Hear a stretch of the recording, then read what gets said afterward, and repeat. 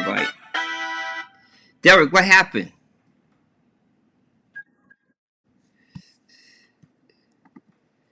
Yeah, what happened? You disappeared. Okay, there you go. All right. All right, you're right there. You're perfect. Okay. We are live, but nobody oh, they can hear us. I didn't unmute myself. Okay. So everybody, welcome. Let me just get that. With prayer, faith, and work, all things are possible. With prayer, faith, and work, there is no need to walk these streets in fear. Why? Because God answers prayer, and He answers prayer all the time.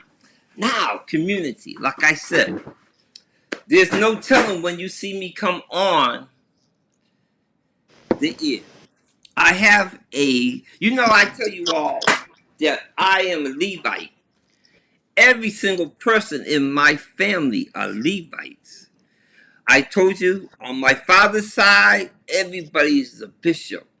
On my mother's side, all of them are preachers, assistant pastors, and they all believe in God and love God.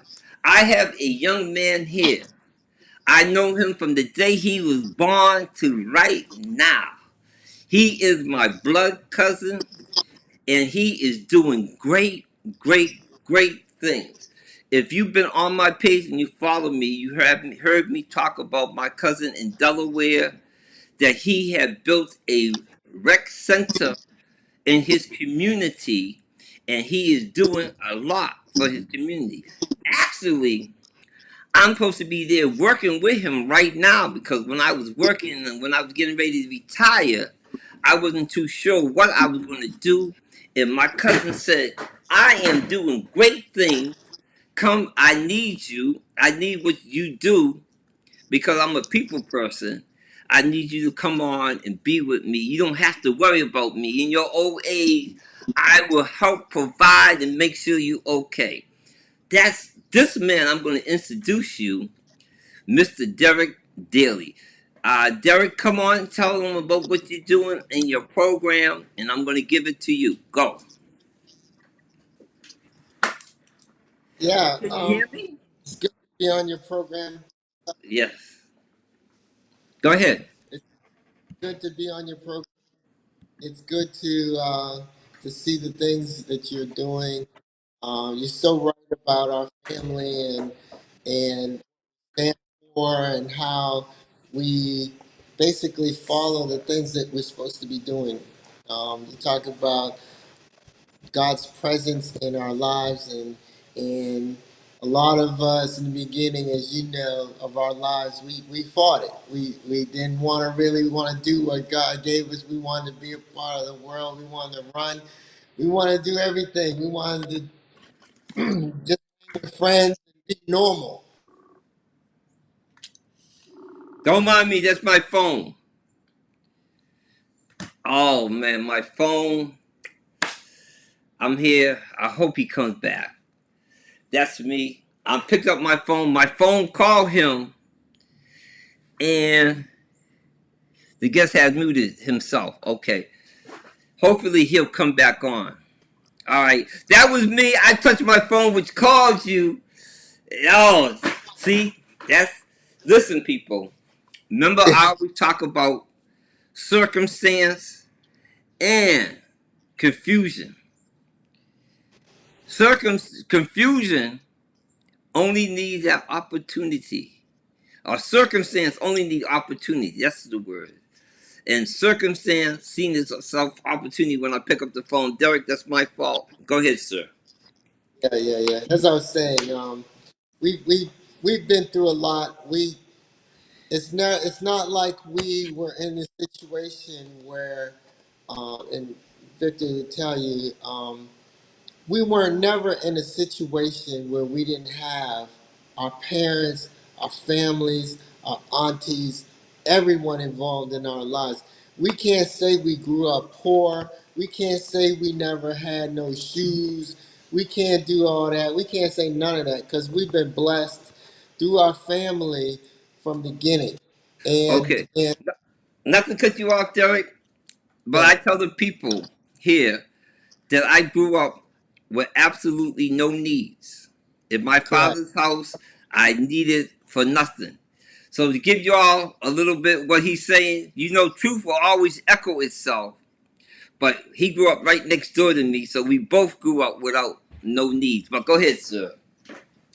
Yeah, yeah, yeah. And we always had the support group. It's like I remember I would go over and his mother would watch me and I would be seeing all what all my cousins are doing and all the other cousins would come. His nephews would come because we're around the same age and we'd be all together. And if you look at talking about, and that's that. What the important thing is exposure. Having exposure to all of that, having the ability to see it all, even though we were fighting it and running and doing all that stuff, we saw it and hanging out in the back of the church, chewing gum, doing whatever we were doing. We still could hear the preacher's voice and this cadence and this and that, and eventually it all. And that's what Polaris Village Ministries is all about.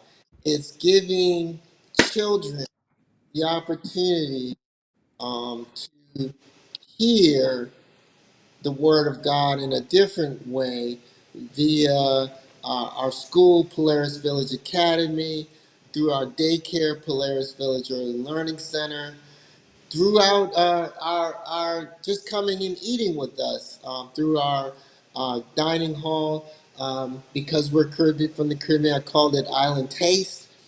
That's our nonprofit dining facility that we have here.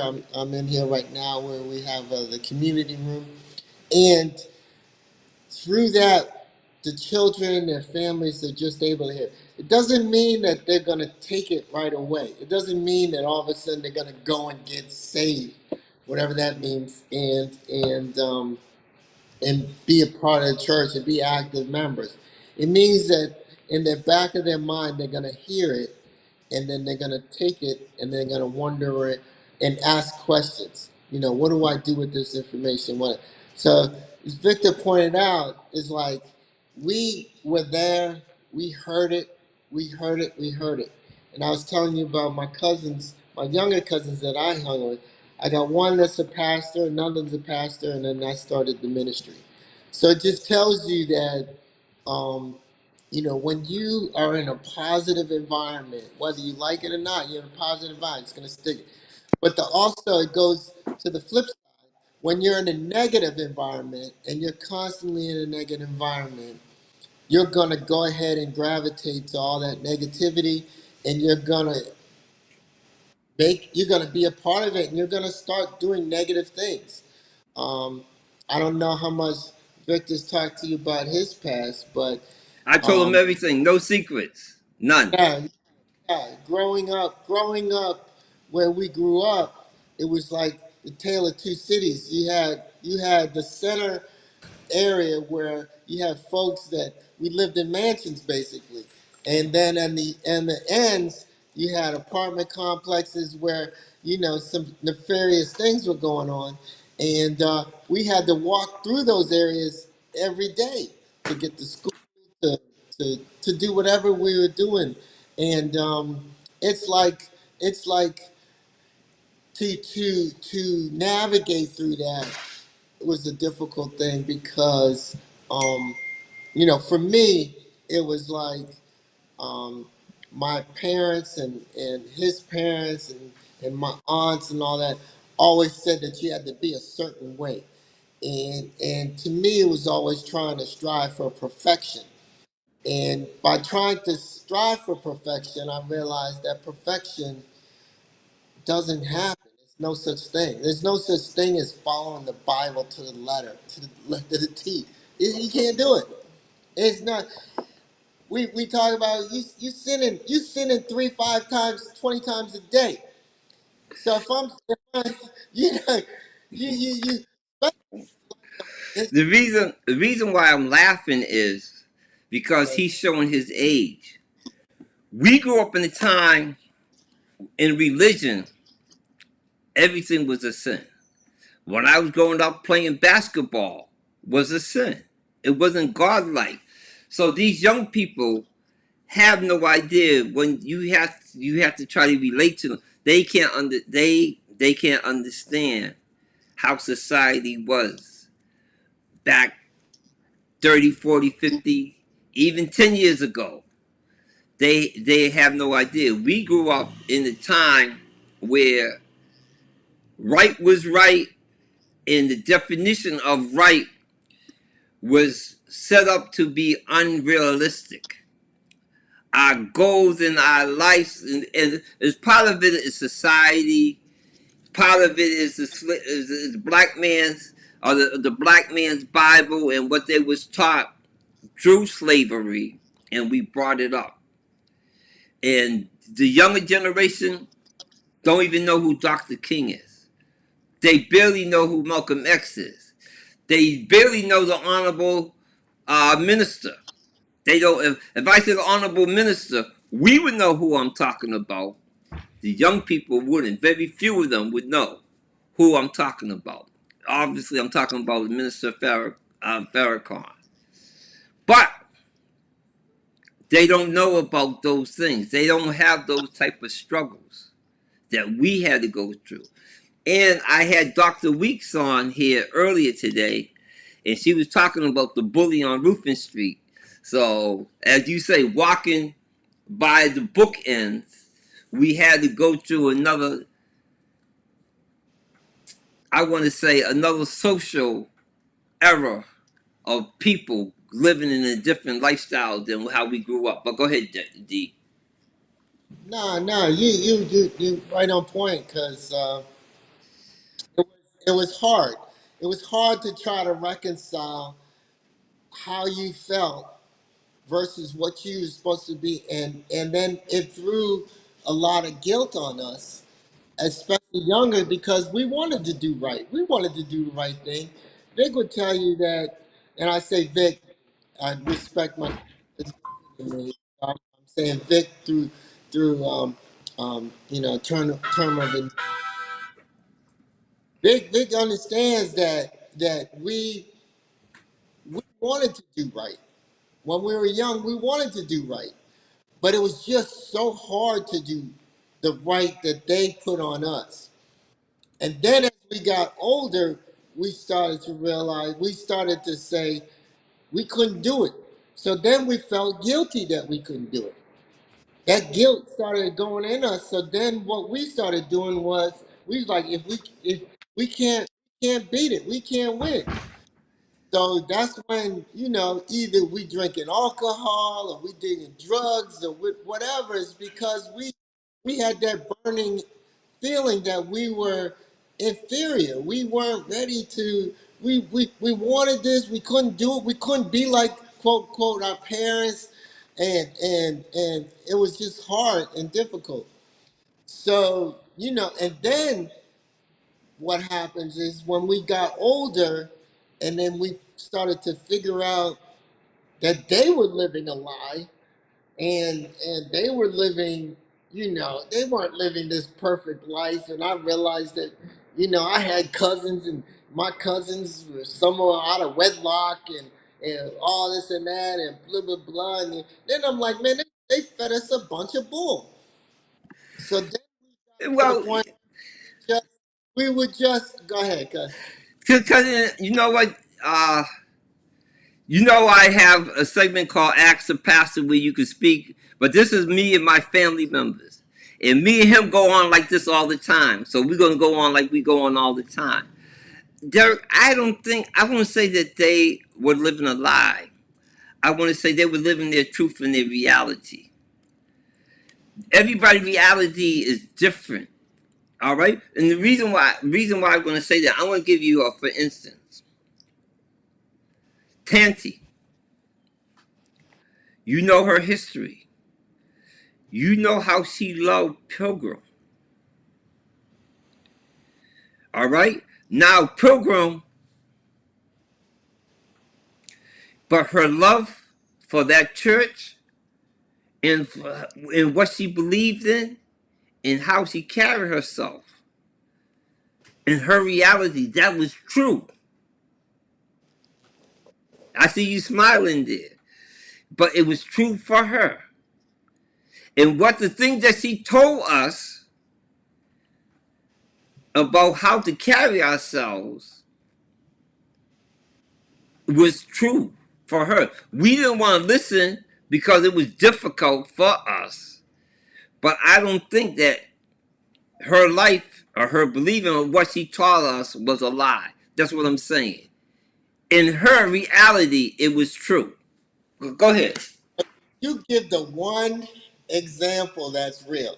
I give you an example, and I bet you can't give me another one. But anyway, I got more, yeah, yeah, but I yeah. have I listen. Hey, okay, But but anyway, you, let me finish. go ahead. Let me finish, and then I'll let you get it.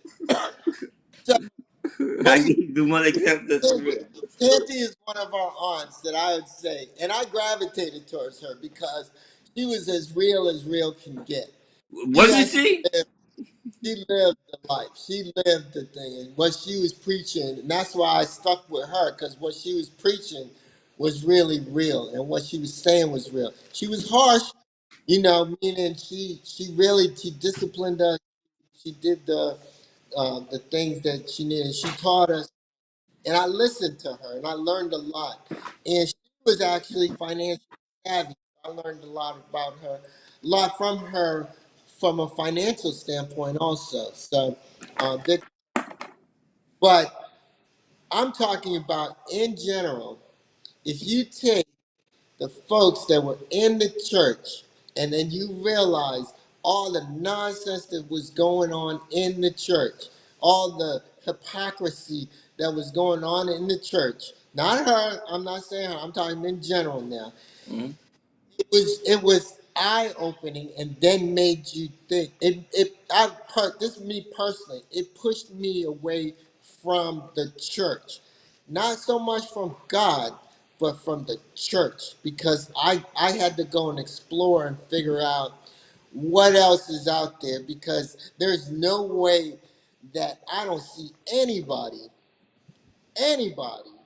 okay, living the lifestyle, the true lifestyle. And I talk about this all the time, and to my folks, I said, living the lifestyle of a true follower when the lights go out, when it's dark. Okay, you can look, and I'll tell you what happens if you go and you look at people in the church. Okay, they go into church and da da da, and they're deaconess and blah blah blah, and pastor whoever. Okay, and they're being all holy and then now outside, and they're saying you sinning and you sinning. My hate what I hate the worst is you back and all this and that, and then all of a sudden the lights go off when they go home. The lights, and they totally different. I I talk about, but let me finish. The worst situation of that was T.J. Jakes' situation. When T.J. Jakes is in his situation, he out there preaching all his stuff and preaching all his stuff out in the light, but in the dark he's hanging out with P Diddy. So him and Diddy hanging out in the dark, and in the light, he's preaching all y'all get saved. And by the way, throw me a couple thousand so I can keep my Potter house going. You know, all that right there just brought me back to the hypocrisy of the church. And for me and what we do here at Polaris Village Ministries, I try to keep it real. I try to keep it to the point when I tell them, like Vic said, I tell them my past, I tell them my current, I tell them my future, where I'm headed. I ain't try to act like I'm thick. I do take a swig of liquor here and there, you know. I go and have fun. I dance because Vic knows about dancing. You can't dance and stuff like that in the Pilgrim. Um, and so there's a lot of certain things that you can't do and can't, and those are the rules of the church. And I tell people it don't change my heart because God has blessed me. I know God is with me. God in me. God has given me stuff that I don't. And He's guided me to do things that I really don't want to do, me personally. And I'm telling you this, like, I don't want to do it. I'm like praying, talking to God and saying, I don't want to do this. But he's like, no, this is what I gave you. This is what you must do, because my background is in accounting. I'm an accountant. How is an accountant open up a school? That's social stuff. How is an accountant dealing with ministry? That's social stuff. How does an accountant do a daycare? That's social stuff. And I can tell you this much. I mentioned the three things that I'm not making a dime from. So it's not about the money. It's something God gave me that I'm supposed to do. Go ahead. I am a terrible host. I am a terrible, because I want to stop you earlier. Because Go ahead. first of all, the people don't know who you are. They don't know your background. They don't know your educational. They don't even know where and what town you are located in. They don't know about the programs that you built. We went in, instead of selling from zero, climbing up to 10, we came in on 7. And that's my fault. Like I said to all my people out there, I'm new to this because usually I'm a one-man show and I'm by myself, and I told you all my story. So when I bring different people in, you're going to hear echoing on things that he's talking about. But I want to go in on what he's saying real quick. Give me 1 minute. Let me help you out real quick. Yeah, go If you ahead. want to learn more, go to DerekDaily.com. You see my name right there? Type it out just like that.com, and you'll learn a lot about me. Go See, ahead, man. that's the younger generation. They're lazy. Like he tell you, there's a lot of things. See, you got to listen to the words they say. There's a lot of things he just don't want to do because he lazy. That's that another generation. But I want to get in there on this religion thing with you all while I have this man. And this is all about us coming together as a people and talking. Religion, way we came out, you have to understand the history. See, I'm a history man. And I said the history of yesterday have the answers of today and also give you a path of your future. Remember that. History will give you all your answers you have today and give you a path. But our history as a country, as America, is Puritan. It's made on Puritan. Those are the pilgrims. And religion as we practice it in America, all of them was invented in 1814 to 1816. Ah, yes, every religion that we are Protestant, all the different Protestants, Baptists, all the Puritans, all the religions that we practice here in America was made in the early 1800s. So first of all, you have to put that in there in the thinking that they give us. Now, getting back to what he was saying in about the church and the pastors, T.D. Jake, and all of that, I have learned that I'm not here to judge nobody and what they're doing. I know that God, the relationship with God, is a personal relationship. My relationship with God cannot save you or take you to heaven. It has to be your personal relationship to God. God will speak to you, as he said, there's things that he don't want him to do. God is telling him, but he is still fighting it, but he knows that he has to submit. But that's human nature. That's in all of us.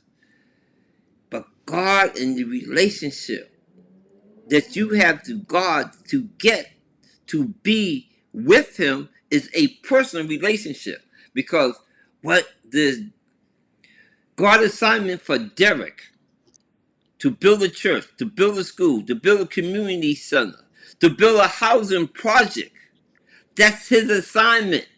It's not my assignment. My assignment is sit here and talk. That's my assignment. It's two different assignments. He go about it his way. He lived his lifestyle his way. Derek, I tell everybody about me and my drugs and my past. And I told them, I am happy. I never had a want. I never had, no, I had wants. I never had a need. I never needed for nothing. All the way to now, I never needed for nothing. I wanted for a lot.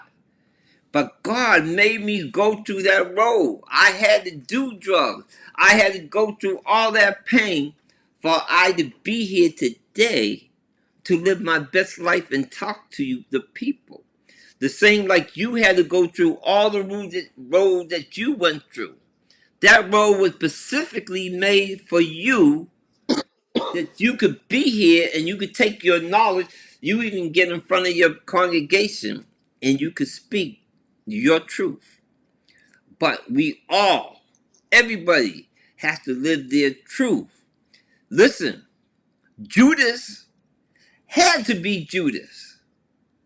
It's not that he had a choice or he wanted to, but his role and his role was preordained before existence. He had to be that and do that for God to be fulfilled. So some of us, that's why I don't want to judge nobody. I could tell them that they have to personally seek to do better. But go ahead, Derek. No, I'm not. I'm not judging anybody. I'm not judging T.J. Jakes or whatever. I'm just talking the truth. Yeah. I'm just. I'm just saying that. How's this? In the light, people like him, they're judging us. They're like, if you don't give your life to God, you're gonna go It's to hell. theater. It's theater. It's And if you it's think God is disappointed in you, if you blah blah blah blah blah, but when the lights go off, you even worse than me. but So Derek, let me get this in. All uh, I'm saying, what I tell my people, I said, you know, like you said, cuz it's an individual walk with Christ. You an individual. My DNA and your DNA don't match. And nobody's DNA matches except for twins. Okay? But my DNA and your DNA don't match. We individuals. We are individual. Meaning I go up to God by myself and I say, Lord, this is what I've done. Well, he already knows what I've done. And he's like, oh, you've done this. So what I tell people is, okay, whatever you do in the light, do in the dark. Whatever you do in the dark, do in the light. Make those two combine. And then if you pursue being a good person, be a good person in the light and be a good person in the dark. Okay? And try. It's never gonna match up. Because it's always we all got something to hide. And I wish people would be just honest with themselves. They all do something stupid in the dark. Everybody does. Everybody has something to hide. Okay? the Bible says there is no man without sin. There is Exactly. no perfect man. Nobody Exactly. without sin. And that's the problem. One of the things I tell my people here, I'm not a preacher, I'm not a teacher, I'm not an apostle, I'm not a prophet. I'm only a man who loves God and seek his wisdom and to be with him. But I am far from perfect. And that's for all of us. But I let them know I'm not perfect. And you know what? Another thing, it's good to be able to tell your story, to live a life that you could tell your story. Because at the end, that last day, when they looking down at you in that box, there's only two things they could say. He was a man of his word, or he was not a man of his word. We only come into this earth with our word and self-respect. And when we leave, That's the only thing that we're going to take with us. So in that transition, and we, you know what, as a part of humanity, all of us, we seek God without even knowing his name. If there was no churches, if there was no religion, and we just came onto this earth, that connection with the creator will form itself. That's why in every nation they have a word for God. They might not call God's name like I call God's name. And that's why I don't judge nobody or try to say that my way is the way, because we all are talking to God. I don't care if you call him Jehovah, this or that. I don't care, because there's only one God. There's only one. And he gave himself to all of us. And he presented himself to all of us based on our culture and where we are. But it's only one. Go ahead, D. So go Right. and tell the people where you located at, where you built. Tell them from the. You need to tell the people from the rec center how you built up each step and how you built up. Because I know where you're gonna go to about the program that you're doing now. I don't want to say it, but tell the people from your beginning, not where he grew up right next door to me, but from where you're located. Tell them from the step by step what you did, please. Yeah. So in the early '90s, I moved to Maryland, and from there, I graduated. Okay, let me go from there. I graduated from up in Boston, and I graduated in 1990 with an accounting degree, and then from there, I moved down to Maryland and basically joined up with a firm, became account manager, and in 1994, I started my master's degree for business to get my MBA. I got that in '92. Um, '97, I was promoted to corporate controller of this business, and pretty much wrote it there because we were a very small business, and at that time titles didn't matter, but I basically managed all the money. Um, so I did 25 years of that. Um, but along the way, I started an organization called Building African American Minds. That was in 2005, and we're now celebrating 21 years, going on 22 years of existence. You can go and check them out as baminc.org. Um, and through that, I started as again co-founder with my wife, and started as the board chair. Um, and then I retired from my job after 25 years. Came on board full time with Building African American Minds, BAM Inc., and we then um, took on the project of building a gym. So we built a gym. That's the rec center he's talking about. It's on 31 Joe White Street in Easton, Maryland. You can look them up. And so we built that gym. We raised about $2.5 million, just straight up, no government money or anything. Um, and then we raised another, I'd say, million after that to finish the gym. Gym was about 3.5 million, and through that gym, I wanted to go ahead and move on to build the what we call the academic center, and that's the BAM Academic Center. Um, at the time, I got a lot of pushback, and you know, Vic would talk to you about um, how people want you to get to a certain level. They'll help you, but then they'll get you to the certain level, and then they'll tell you, "Okay, my man, you got enough, and you don't need to get any bigger because you scared us." And so basically, I scared everybody, and I said I wanted to move forward because I wanted to start a school, and that was a part of our overall directive. And they were like, "No." So I resigned from building African American executive director. I recommended my wife to be the executive director, and she's not as abrasive as I am, let's say. And so she retired from her job and became executive director.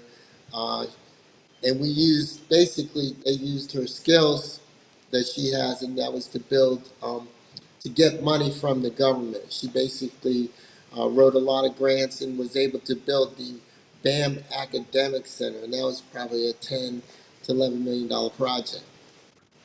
From there, I left and started Polaris Village Ministries, which then turned into Polaris Village Academy, which is a K to 8 school uh, serving all types of kids from the it's a private school, Christian private school I should say, which is serving kids all in the neighborhood. We basically focus on children that may not thrive 100% in the public school system, but are very talented and may not have the financial ability to afford a private school setting. So got a nice uh, um, set of donors to help us out with that, and therefore Polaris Village Academy was born. 2 years going into 2 years now, we started.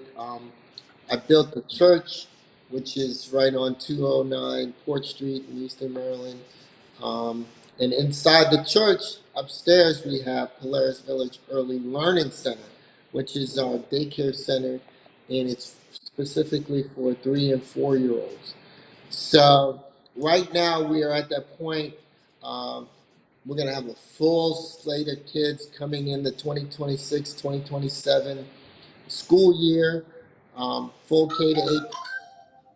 We have about 25 students in our daycare center, and that's going to be the feeder into the school for who qualifies. Um, and so everything's set up. Tell you from a for-profit standpoint, we own about 48 units. Um, and with those 48 units, we're going to be expanding that to about 77 units. Um, and so we provide housing for the community. It's basically an up and coming African American community with a good Hispanic influence. And so we're going to be renting those out and allow those funds now to go to supporting the schools so that we don't have to go and rely on outside donors to keep the school going. And if you go on my website, you'd see everything. If all the different businesses, we have about 8 businesses that um, we have Inspo Productions, which is our production company that we do short movies and do entertainment with. We have Beck Excellence. Beck Excellence is a consulting firm that I started with my good friend Devin Beck, and we do seminars for school systems to try to relay our message in how to educate children. Um, and we have all of these other different. We have Aspire Daily, which is our premium real estate arm that we're building premium home. Jack Resources, which is um, the mainstay of serving all of the entities that we have, along with it being a construction company. So I mean, I can go on and on and on, but it's all to create an ecosystem similar to other cultures that if a dollar goes in, we only want 10 cents to go out max.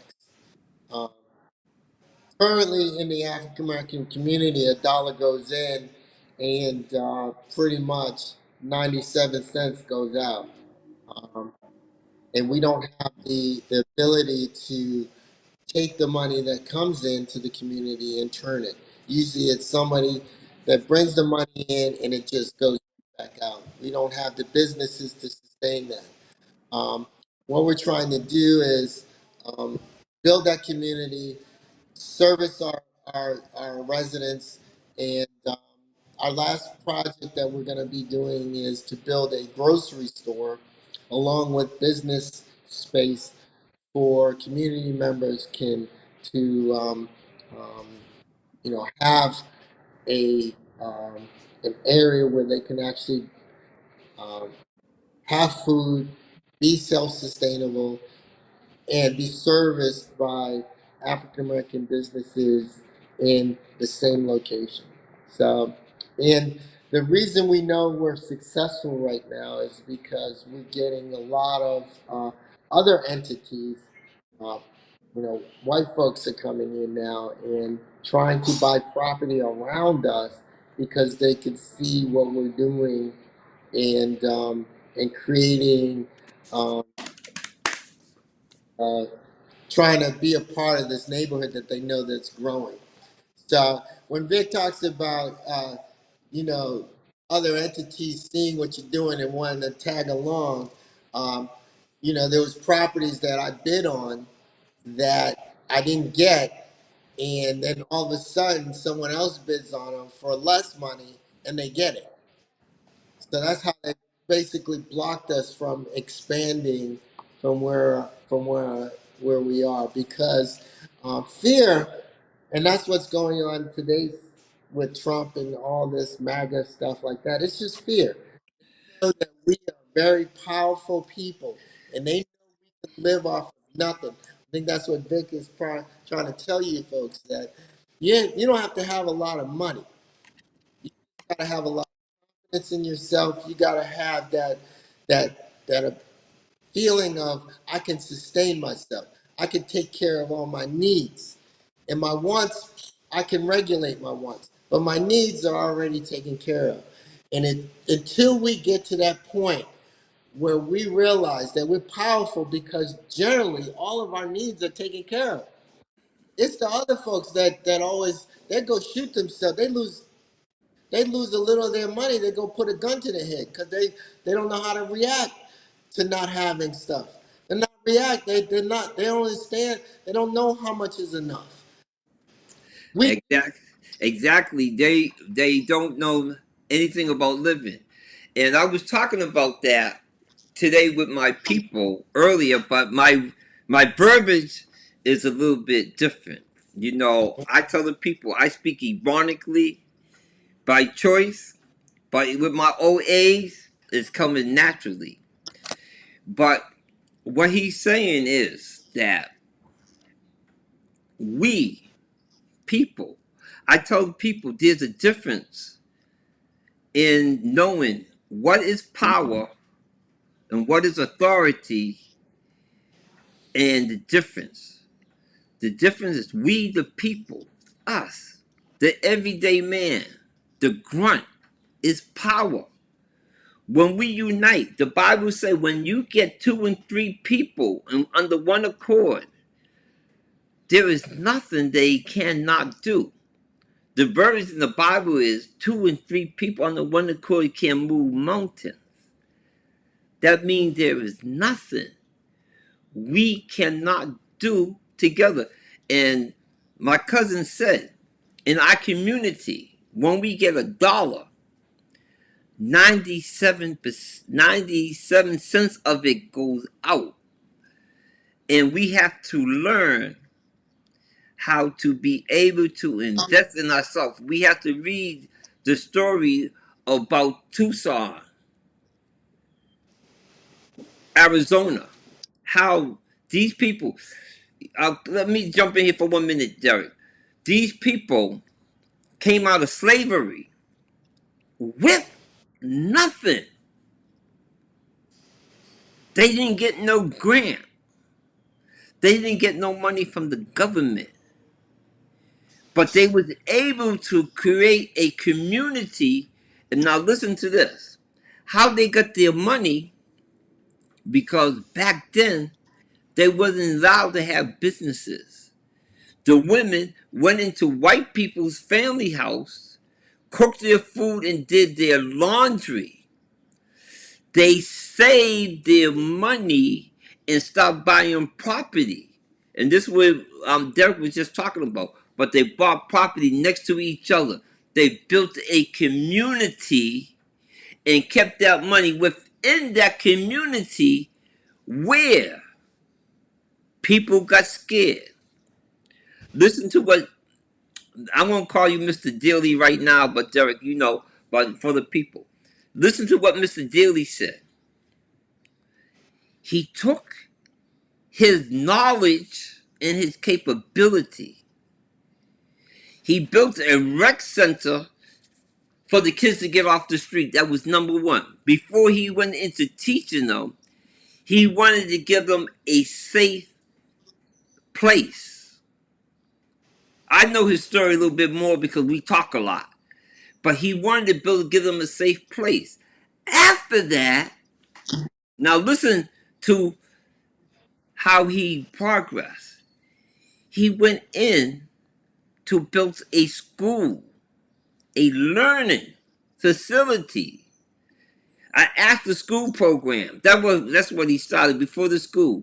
In that rec center, he was doing an after school program, and people for him.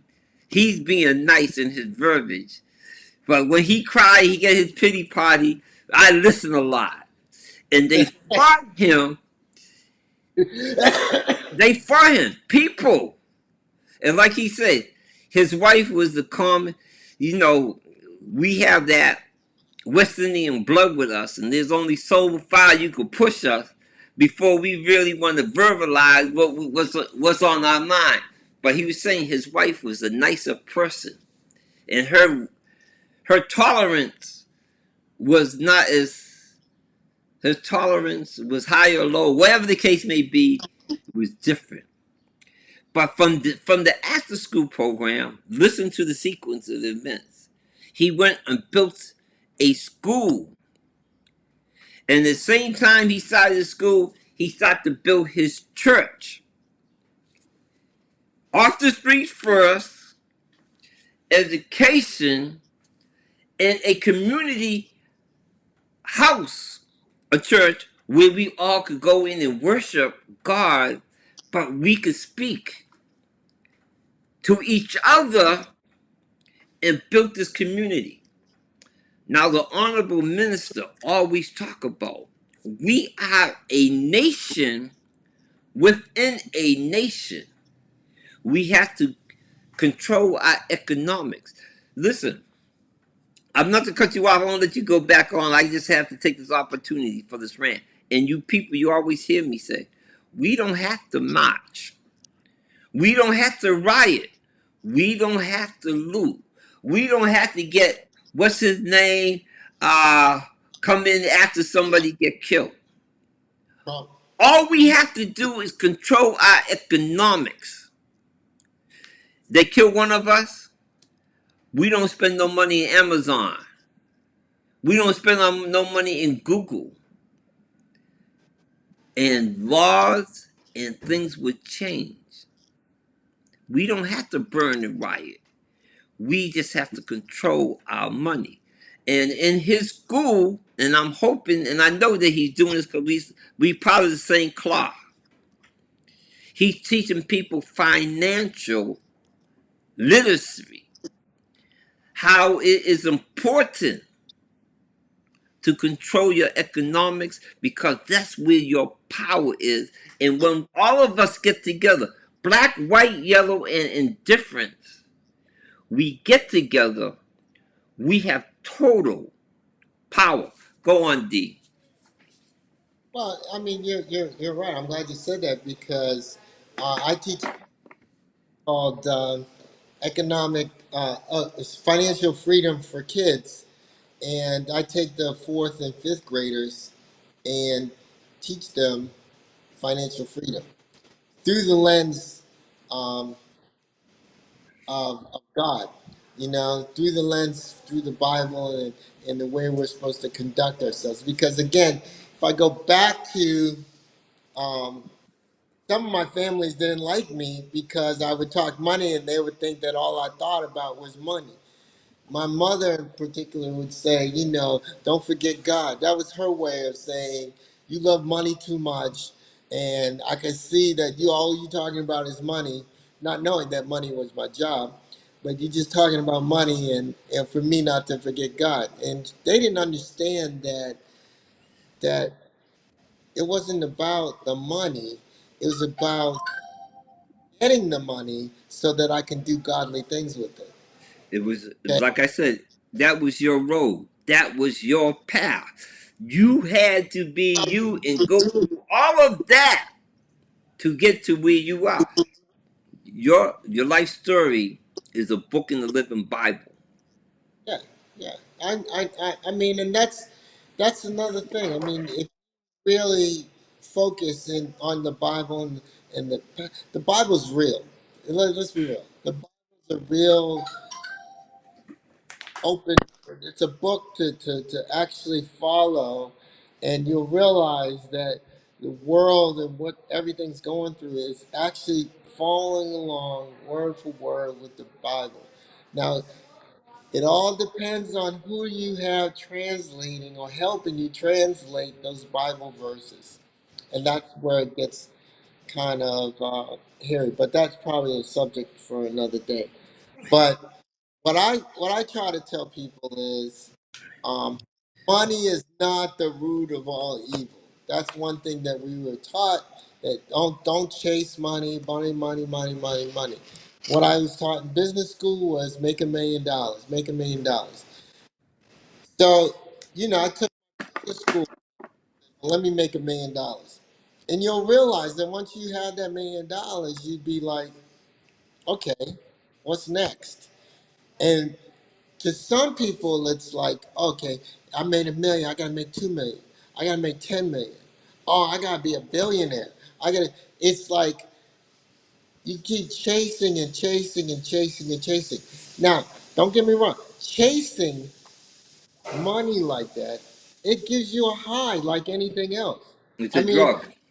Vic would tell you that, when he was on drugs and when I did my little thing, it's like, I think I had a little bit more discipline than my other cousins because I would do something and then I'd be like, okay, what's next? And then I'd do something a little bit more potent. And then I'm like, well, then again, it's like, what's next? It's like, why am I keep doing this stuff? It's not doing nothing for me because I realize all I'm doing is chasing the high, the next high. I'm chasing a higher high. And why am I taking all my energy and trying to chase a higher high to get a higher high? For what? I might as well take that energy that I'm using to chase and do it for God and chase the from God. Because I'll be honest with you, that's what's driving me right now because the feeling I get, the joy. I got my sister down here with me, and when we accomplish something, she and I are just jumping up and down. We're rejoicing. And that's that I'm getting now versus the high from it's like all of a sudden we open the school, we're jumping. We're jumping, we're crying, we're jumping, we're jumping, we're jumping, we see, and that's my high. And it makes me want to do more because I'm like, that's the high I'm chasing. I'm like, I want more of God's glory. And then all of a sudden it's like, I want more of God's blessing because every time I accomplish something, I get blessed beyond measure. My auntie would always say on list, she would say, I'm blessed beyond measure with no complaints. I'm blessed. I could truly say I'm blessed beyond measure with not one complaint. And what the deciding factor in all this is the people that I have around me. Now I got people wanting to be with me. I have people that want that see. Remember, said we got to be a reflection of what Jesus was in this world. And now I feel like if I'm a reflection of what Jesus was in this world, and people want to gravitate to me and ask me, how are you doing? Why are you so happy every day? Why you keep smiling? You know, because people are unhappy. It's like, why you keep smiling? And I can then tell them, this is why I'm happy every day. This is why I jump around. This is why I'm always rejoicing, because of this, and this. And that's it right there. And that's why if you listen, if you've been a steady listener to Victor's program, okay, you'll see that every time he comes on, he's not sulky, his thing, he's always joyous. He's always jumping around. And he's jumping around because he feels good. He feels good and content with his life. That You know? you what you And, are saying, so is so true. And I tell the people, I speak ebonically. I tell them I'm in that sweet spot of relationship with God, and I just get there. And when I get in there, it's better than any high that I ever yes, have because and it's so, people, when you live that life and you talk that life, God will always bring proof to what you're saying. Everything you said, I have said it, but I said it ebonically. You said it more verbally nice and pleasant, but working. And when you seek that relationship with God, it's a sweet spot. My relationship with God is just to pray. His relationship with God is to do what God taught him to do, how to maneuver in that economical world of decision making. And go ahead, Derek. I just have it. Just you just bubbling. no, You just making no, me so happy inside. no, because that's the way it is. And but you got to understand, people like Victor and I, we get a lot of pushback. They're like, man, you fake, or you're this, or you're that, or blah, blah, blah, or what's the scam you got going on? How are you scamming people to do? And I'm like, I ain't scamming nobody. I keep trying to tell folks, I got enough money that I don't have to be scamming nobody. I got enough resources. I got enough stuff. And I know how much is enough because I give away a lot more than what I'm actually getting in right now. I'm on that downslide of actually trying to find things to do to give away my money so that before I get, because you have to realize you cannot take your money with you. Mm-mm. There is no way. I have a lot of friends that they want to save. They're in their 60s and they're saving. I said, what are you saving for? What you That's it. saving? Go enjoy it. I No, tell. but they said, "Well, I want to hand down this to my kids." You should have doing all that stuff for your kids. You should have given your kids the money for them to do what I've done for my kids. I ask my kids, "What do you want to do? What do you want to do?" And I fund them, and I don't care if they fail or not. I've given my kids thousands of dollars, okay, hundreds of thousands of dollars to go fail. Not to go fail, but They go ahead. not to go fail. You gave them the money that you invest in them because you taught them from Yeah, birth, and yeah. you know what they're going to do. We all know our children. You know what children to do what with, and what children not to do what with.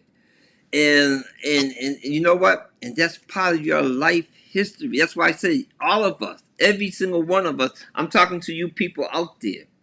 Our lives is part of the living Bible. Hmm. Never get depressed. All right.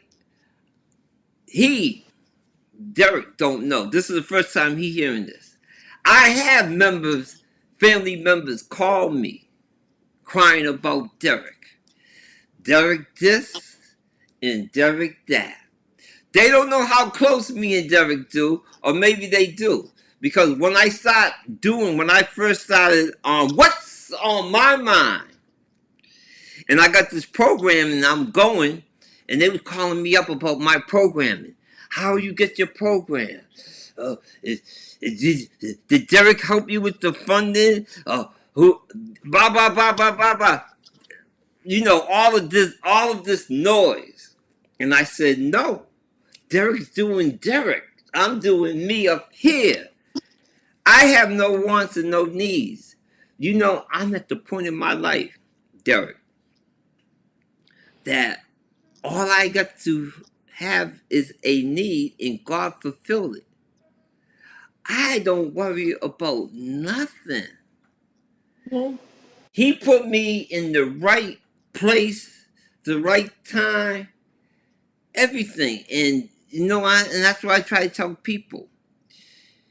All you got to do is to be for real. And I was talking about the church and building that relationship with God. And you just have to, after all my prayers, my last sentence is I surrender all of me to him. And once you get in that relationship with God, he will fulfill all your needs. And something you were saying before about the struggle, and it also said in the Bible, it's by the sweat of your brow determine your life. By the sweat. I was telling him before he came on air, he introduced me to his assistant. And I was telling his assistants that even she don't know the struggles that he go through because she only sees the smiles on his face. And he just said it to you all.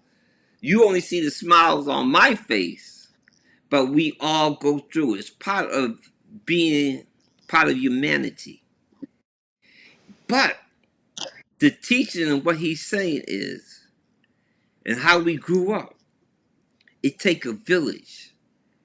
Power is all of us.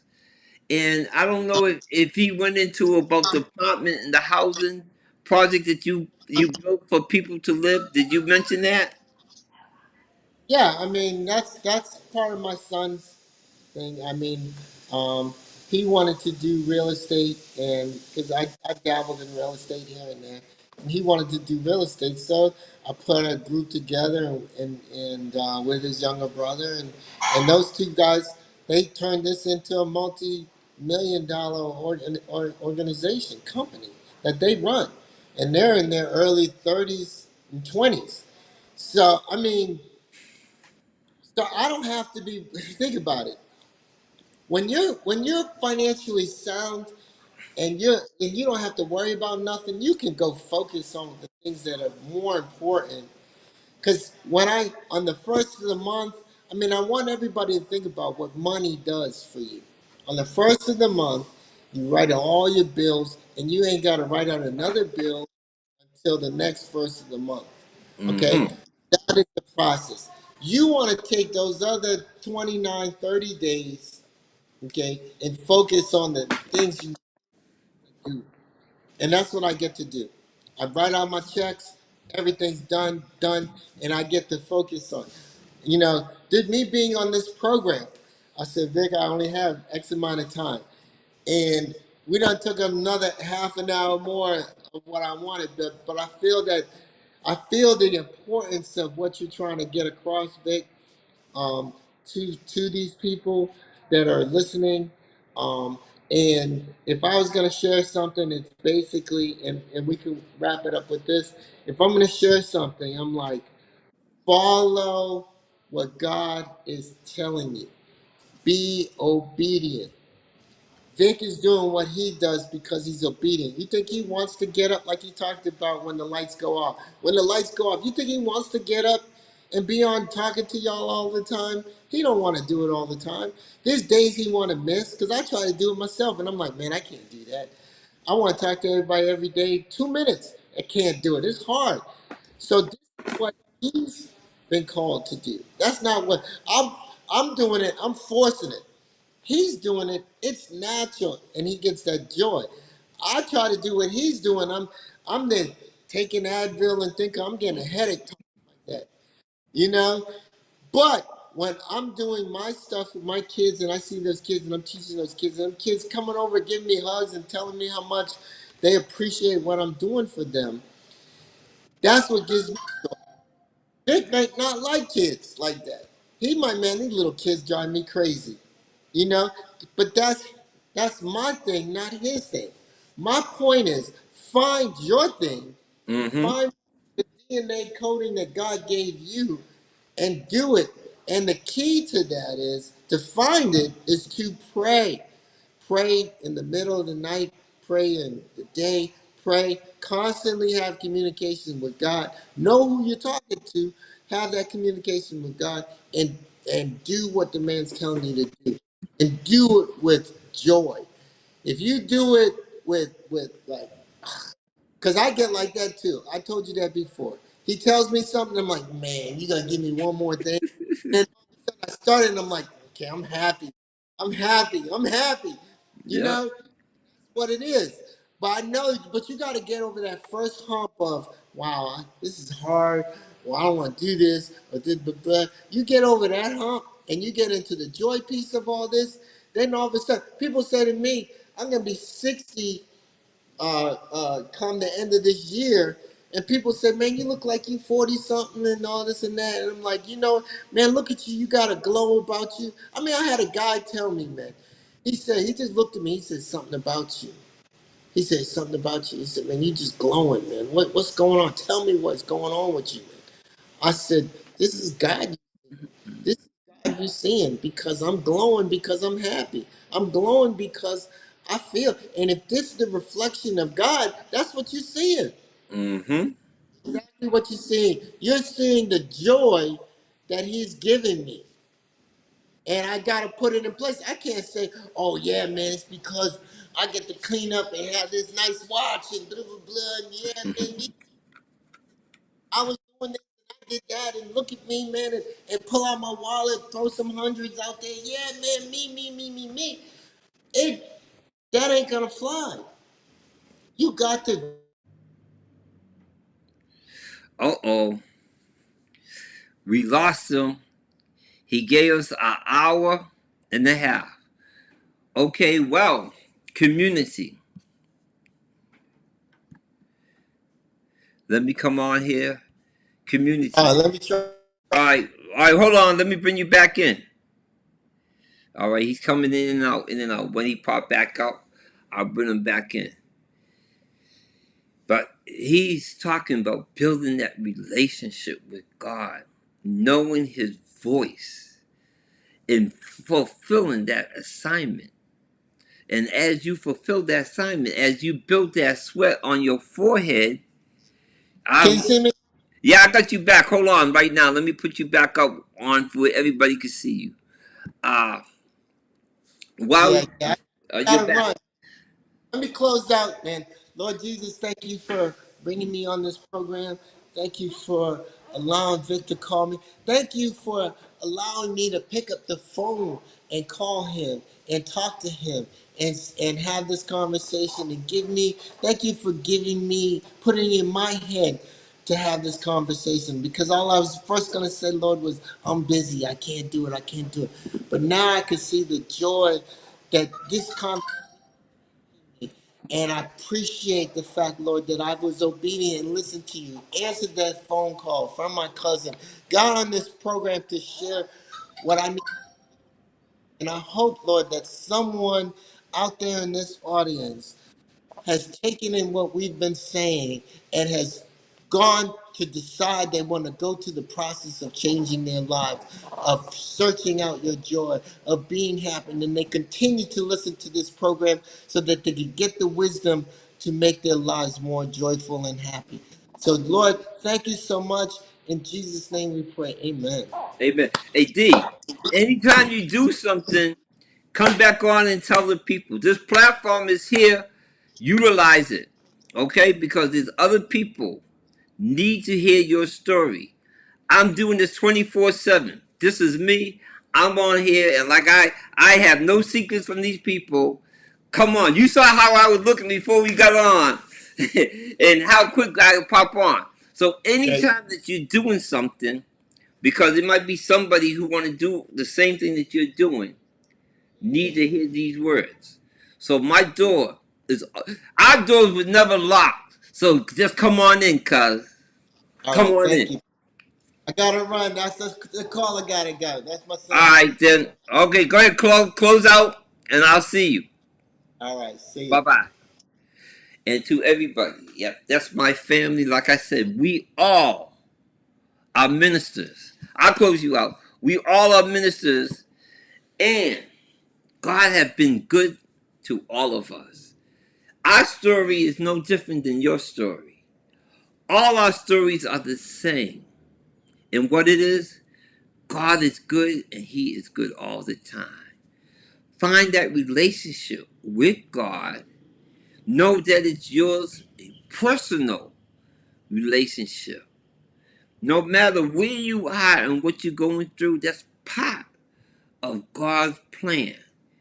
Take your first foot up, put it down, pick up your back foot and move it forward. Keep on moving it forward. And hit the likes, join and share. Hit the like, join and share. I'm here 24/7.